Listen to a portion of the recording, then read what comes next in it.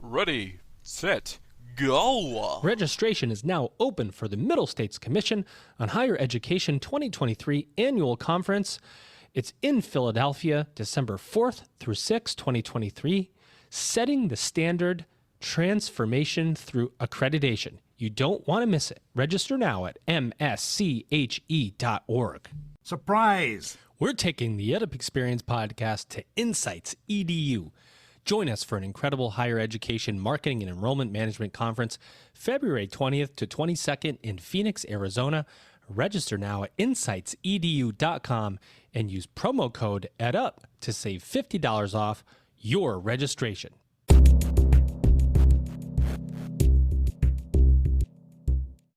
Welcome back, everybody. It's your time to EdUp on the EdUp Experience podcast, where we make education your business. This is Elvin Freitas, co-founder of the EdUp Experience, and I am here with a super cool guest and an amazing guest co-host. First time we jump on a podcast together, so this should be fun. But before we get to them, I just want to say, as I always do, thank you to the thousands of you that have purchased Commencement, the Beginning of a New Era in Higher Education, our book that was written by Kate Colbert and Dr. Joseph Salustio with my modest contributions. So just want to say thank you all for doing that. Please go to edupexperience.com to learn more about the book, to learn more about all the different 700 plus episodes that we have published, to learn about our President Series, 240 something plus that we've interviewed from all over the world, to learn about all the different shows that we have hint guest co-hosts on the EdUp Experience Podcast Networks, and to sign up for our email list. So you are the first to know where we're going next, because we like to podcast live at different conferences all over the world. EdUpExperience.com. All right, enough of that. Thanks so much for that. So I want to introduce my guest co-host today. First, his name is Jeffrey Roach, and he is, and you think you know him, he's the host of EdUp Health Up. Jeffrey, how you doing? Good, Alvin. How are you doing? I'm doing good. I'm happy you're on this one. And you're not only the host of EdUp Health Up, but you do other things, right, Jeffrey? I do. Yeah, a lot of different things. Yeah. So what do you got going on, if you don't mind telling us? Yeah, work-wise, I obviously serve as the inaugural director of workforce development at Siemens Healthineers, which is all about connecting eds and meds and helping to solve healthcare workforce challenges across the country. And I also still serve at Core Education too as the executive healthcare advisor. Got it. Okay, cool. Busy man. And I love your post, by the way, on LinkedIn. So if you're not following Jeffrey on LinkedIn, you should definitely follow him for his awesome posts. All right, let's get to our guest today. She is Dr. Beth Martin, and she is the president of Notre de Namur University. How you doing, Beth? I'm doing very well today. Thank you, Elvin. Thank you for being with us. As I said earlier, you taking the time to be with us, we so appreciate that. We know you're super busy, you got a lot going on. So let's get right into it, Beth. We always like to level set. Tell us, what do you do and how do you do it? Thank you for that question. I'm president of Notre Dame de Namur, as you said, and we're a little bit different in the sense that we've been here for 173 years as a very traditional residential undergraduate institution with some graduate programs.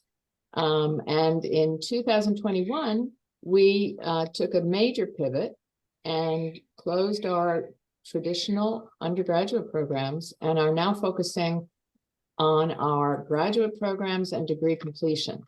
So I like to say that we're about a 172-year-old startup. That's awesome. I love that.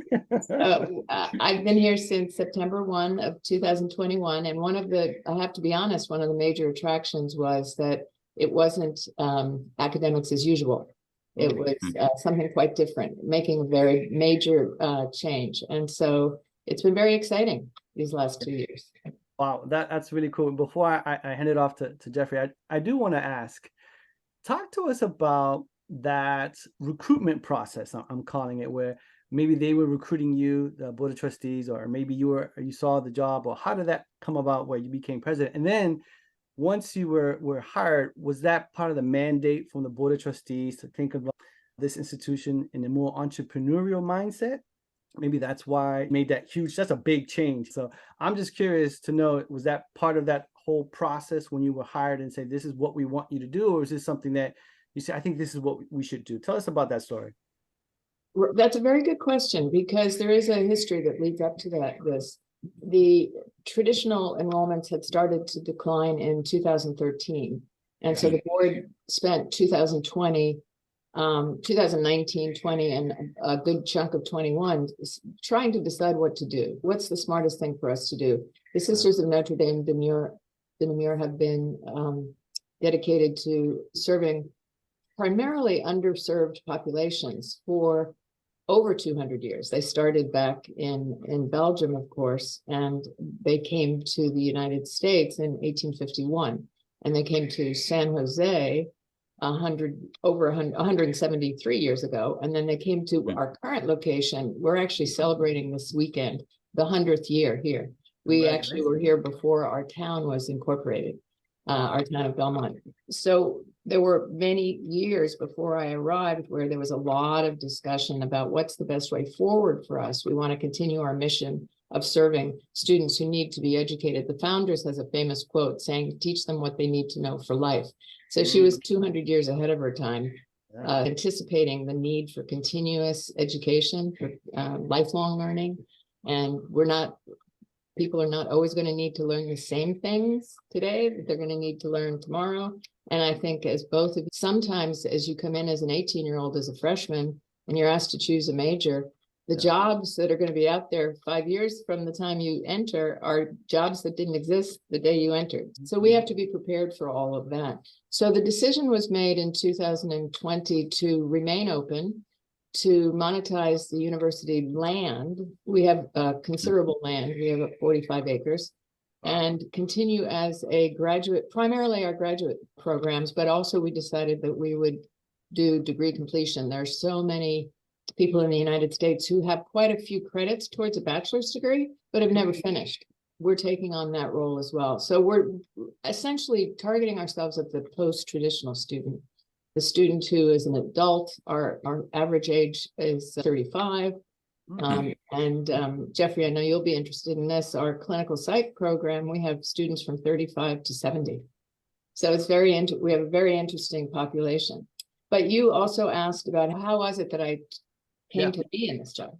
It was during COVID, actually, that I got a phone call from one of the trustees of the institution saying, would you be willing to be nominated for this position? And my first reaction was, what? And because I actually started here as a faculty member in 1996, and I loved it. I was teaching in graduate psych. I'm a psychologist. And then in 2001, when we restructured into schools from department structure, I became Dean of Sciences. And so I was here for 10 years. And then I left in 2006 to be a chief academic officer elsewhere. And so I'd been gone for many years. And so I was a little bit taken aback. So I said, what's going on there? Let me think about this for a while. And then I decided, yes, let me throw my hat in the ring. And so I came down for interviews, and here I am. And yes, you're right. The Board of Trustees has to choose. And also the Sisters of Notre Dame have a leadership team, and they also have to agree to who becomes the president. They have reserved powers. Gotcha. Go ahead, Jeffrey. Yeah, it's interesting. I've worked with other Catholic institutions, and Beth, to your point, that reserve powers is really interesting across the country that I don't think a lot of people really fully understand. So I want to delve a little bit into the psych piece, because you alluded to that. Obviously, you're a psychologist. You were a faculty member, an academic leader there, but that's not the only place you've also been an academic leader. And before we talk a little bit about what you're doing in the clinical psychology space, because you're really a leading institution in that space, I want to also talk a little bit before you became president. You were also doing other academic affairs, interim provost, other leadership roles. Do you want to talk a little bit about those roles as well? If you'd like me to, sure. I went from Notre Dame de Namur to Holy Names University in Oakland as their chief academic officer, and eventually became provost there before leaving in 2018. And I became interim provost at Gonzaga in Spokane, which was a really fun year. I was a member of the registry that you probably are aware of. And so that's how I received that interim position. And I loved it. I loved being there. I loved the folks there. It was really fun. The role was to create a provost model. They hadn't had a provost model before, and to be there while they search for permanent provost. And then from there, I went to become a search consultant for academic search, and was doing that during COVID when I got this call from Notre Dame. So when you were at Gonzaga, one of the things I noted in your biography was you led the integration of academic, student affairs, and enrollment, which has now become pretty common in higher ed solution. But you were ahead of the curve, I would say, in many cases in that space. I'm just curious if, what you learned in doing that, especially at a large institution and also the underdog institution when it comes to NCAA basketball. They always make it there. Those are fighting words, I think. Yeah, they always make it there and people are doubting them, but then they really do their part. I've been to some, as everybody has been to professional games in huge arenas. I have never been to a place that has as much spirit and is as loud as where they play on campus. Wow. Where the Zags play. It's amazing. Anyway, I hope I was ahead. I hope we were ahead of the curve. For many years, as a chief academic officer, I would go to all the national conferences and you would hear, how do we get student affairs and academic affairs to work more closely together? How do we have the faculty integrate what student affairs is doing in their classrooms so that students can have more active work in the communities, bringing their skills from the classroom into the community and bringing what they learn in the community back into the classroom. One of the ways to do that is to actually have them working on the same team. So I think that is especially helpful. And enrollment is actually not admissions. It's the first from a prospect to an application to a registration to graduation and to career help. Having those members of the team working together and understanding that they're a team and sharing ideas back and forth, I think it can be very valuable. And I think when I started out so many years ago, decades ago, there were many more silos. And that was always an issue. How can we break down the silos? How can we break down the silos? I think one of the best ways to do that is to have people working together towards the same goals. Yeah, I totally agree with that, Beth. And I do want to pivot a little bit because I know that you mentioned you're going to celebrate 100 years. I think you say NDNU, right? Is that how you? Yeah, Notre Dame de Namur. Yeah, we shortened it up. Yeah, I like that. NDNU. When you're thinking about, because it's not every day that a university celebrates 100 years. It's pretty monumental. Any organization, it's not every day that you get 100 years of celebration of doing something.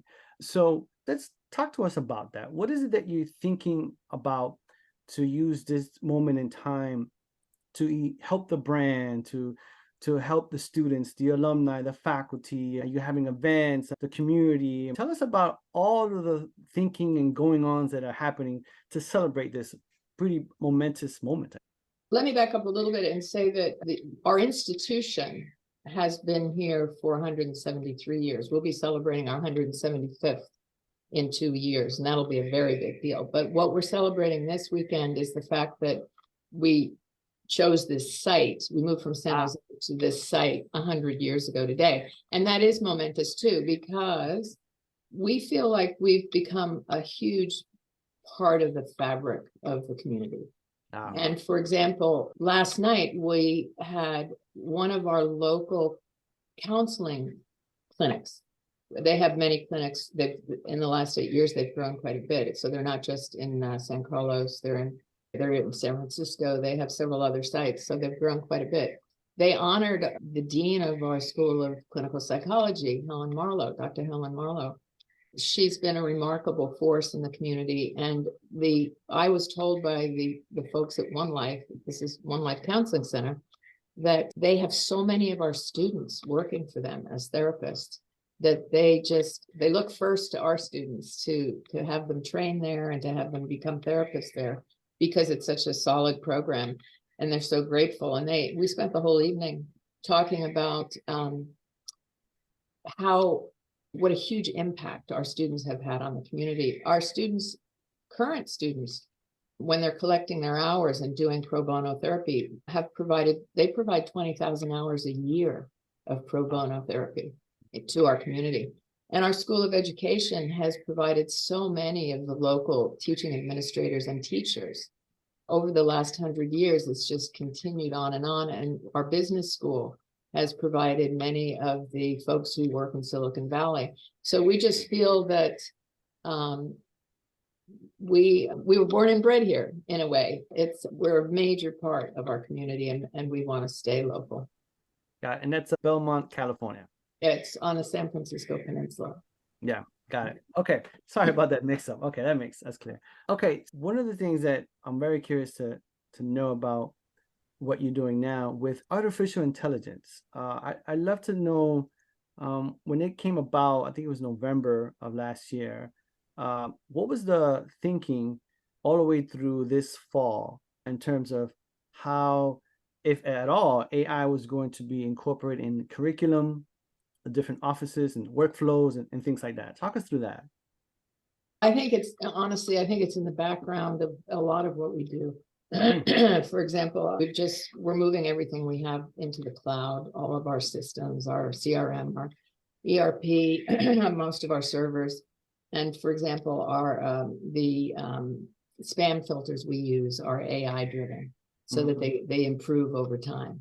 So there are two conversations going on. Excuse me. One is faculty, of course, want to make sure that the students are turning in original work, so they're rethinking how to ask their questions.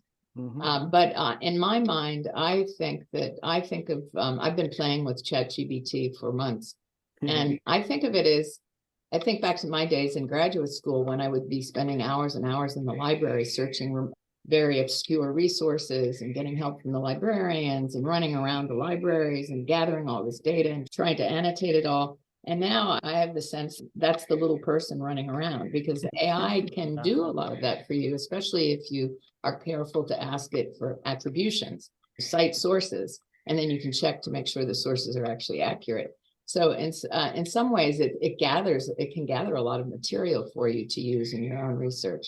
And I'm hoping that faculty are starting to use it that way. But the bigger question, the other side, is what's happening in the future? Yeah. And I think that conversation has been going on at our board of trustees. We actually recently had a retreat where our facilitator showed a video on the impact of AI and the likely impact of AI in education, how powerful it can be. I think we don't really know where it's going, but I had a conversation with some folks I went to graduate school with at Stanford many years ago, just this last weekend, who are in the electrical engineering department. And I said, okay, so when are the holograms coming? When are the holographic faculty arriving? And they said, interesting that you ask. We're actually having a meeting tomorrow. It's hard to predict, but I think that one of the silver linings of COVID, as difficult as it was for all institutions, including ours, because it happened so quickly, and it's very hard to turn excellent curriculum into distance delivery overnight.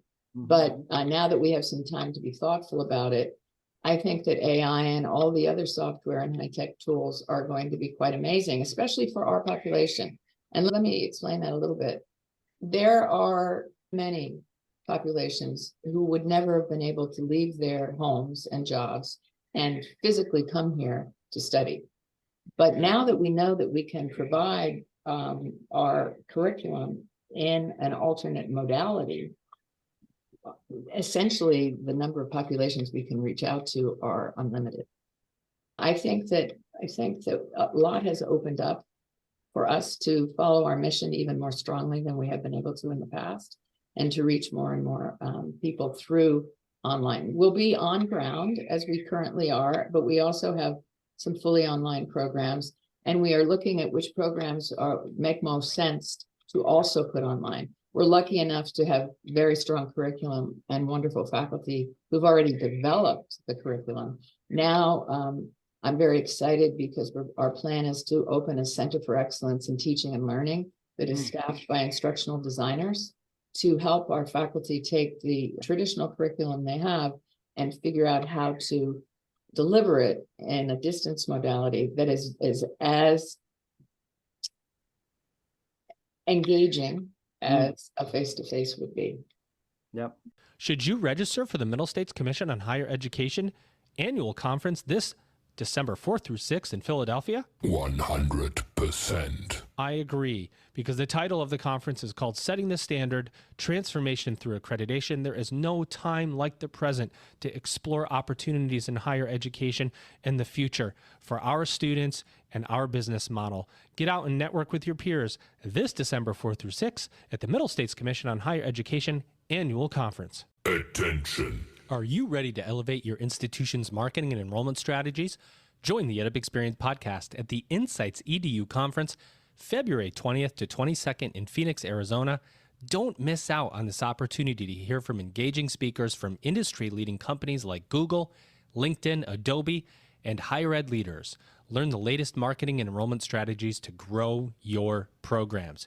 Register now at insightsedu.com and use promo code EdUp to save $50 off your registration. Attention.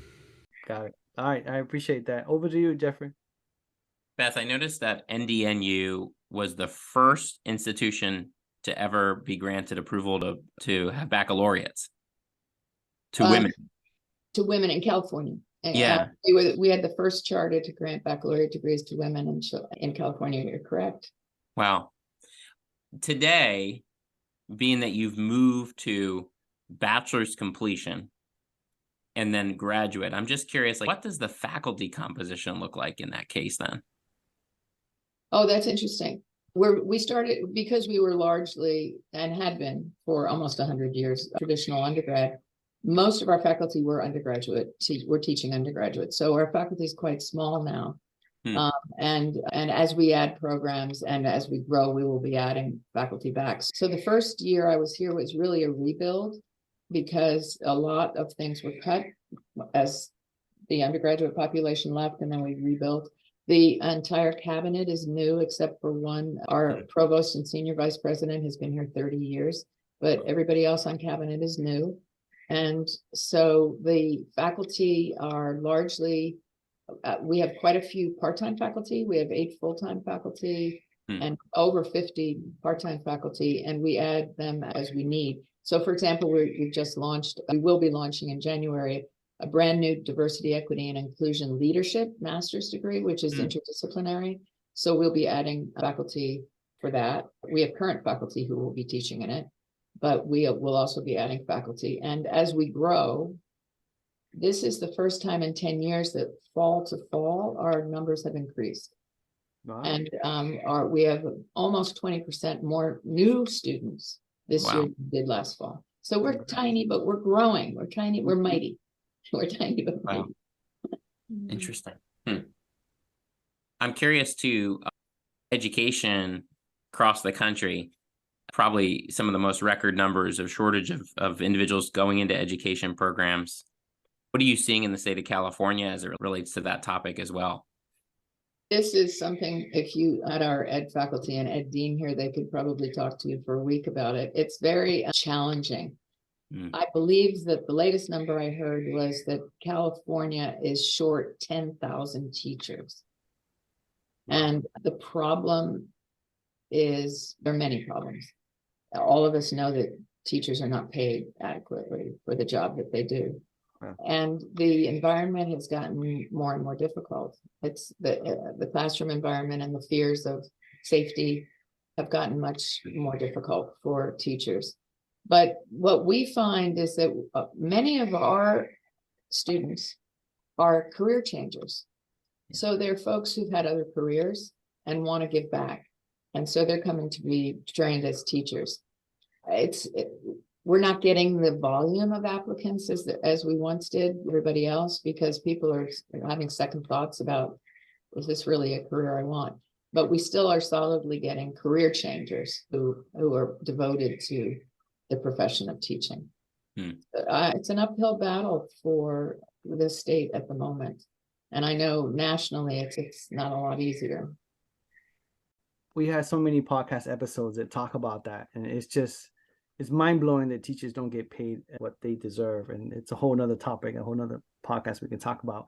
But I feel like we glossed over the idea that you were serving undergrads and then you just went to grads. That is not an easy thing to do, Beth. so my question is, how did you do that? And when you reached out to alumni, staff, and what was the response from the community and all the different constituents and saying, this is what we're going to do and this is why? And just talk us through that whole process in a little bit more detail, because I'm fascinated by that. You don't really hear that very often. Unfortunately, I think I can only give you about half the story because that decision was made before I got here. Okay. So that was made when I was approached about taking the position. That had already been done. That was, in fact, they had graduated their final class of undergraduates in May of 21, and I didn't come until September. But I can tell you what I know about it, and I can tell you what's happened since. Yeah, please do. I believe my understanding is that the board felt that since the undergraduate enrollments, which was the largest population, had been declining over 10 years, that it probably meant that it wasn't the best niche to be in, and that the demand for, especially in the Bay Area, the demand for professional degrees was only increasing. Mm-hmm. And the decision was made to focus on our really outstanding graduate programs. Our undergrad was too, but there's a huge amount of competition for undergraduate students. And as California has a very extensive state university system too, which and also excellent community colleges. So that the competition for the undergraduate population was very, very high. I think they made a wise decision. It was before I was here, but I think they made a wise decision to concentrate on the increasing number of folks who realized that they were going to have to get more professional education and professional degrees. And so we're concentrating on that, but we're also adding certificates for particular kinds of education. And we're reaching out to communities saying, what is it that you need for a particular credential in a particular area? We can develop it. We have the capacity, we have the faculty. And so it wasn't easy, you're right, because that was the largest revenue stream. So we had to start small, literally like a startup, and with small number of students. And now we actually have shown growth, and we anticipate that we will continue to grow over the next at least 5 to 7 years. And I think we've turned a corner, and I feel the cabinet and I feel really positive about it. And I think there's a huge future out there for us. And we will concentrate on what we have right now, but over time, add more programs as well as we see the need. One thing that we're excited about doing is reaching out to, as I mentioned earlier, there's populations we would never have been able to reach before. We are reaching out to some of the Native American tribes in California. California has more Native American tribes than any other state. And so we have begun to reach out and say, what are some of your needs? And can we help you get those educational needs met? That's great. Before I kick it back to Jeffrey, I just want to go right back to when you start and you walk into this, and you know what you're getting into, obviously. What I don't know if you ever do. That's funny. So my question is, what did you look, right? You kind of I don't know if you did a listening tour, or what was your approach to saying, I need to figure out what to do first? Or like I said, was there a mandate? This is what you need to focus on first. So when you got there and you said, okay, this is what I'm going to do first. What was that first thing that you really put a lot of your time into? Enrollment. How'd you do that? That's great. We took a good, long, hard look at what we had, and we've pretty much redone many of our systems. We've rebuilt, we're still continuing to tweak our CRM, which is a Salesforce model, but as yet it's all customizable. So we've gone back in and customized it in a way that we think is more efficient for getting us from our leads all the way through to our registrations. I rebuilt the cabinet. I completely rebuilt the cabinet. I had to. We actually had no, because of the huge downsizing. We had no advancement office. Our HR department was gone. We had cut our finance staff, I think it was 16-4. Whoa. So we had to build back up, and we have 45 acres and 25 buildings, and we had basically 2 facilities folks, and so we had to build back up. So building back was a good part of what was going on, and I'm just so proud of the cabinet I have now. They're just unbelievably strong professionals, and they're here because of our mission. And because they could be anywhere. These are folks who could be working anywhere, and they are very dedicated. And it's just a great group to work with. And now we're starting to really click. And it's funny, you know, when you have the power of the group working, you can make some pretty strong headway. Yeah, 100%. Go ahead, Jeffrey. I'm curious, California is a state with a lot of healthcare needs. Continued growth in the healthcare space. Obviously, you've been a record academic solution in the clinical psychology space. Do you see growth or potentially meeting some of those additional needs as time goes on the graduate side of some of the healthcare areas as well?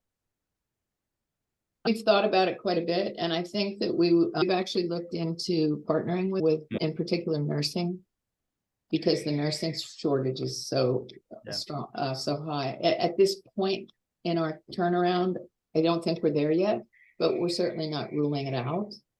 We do have 2 of our most popular brand new programs are in our School of Business, MBA STEM and MS Tech. And we have had a tremendous amount of international interest in those.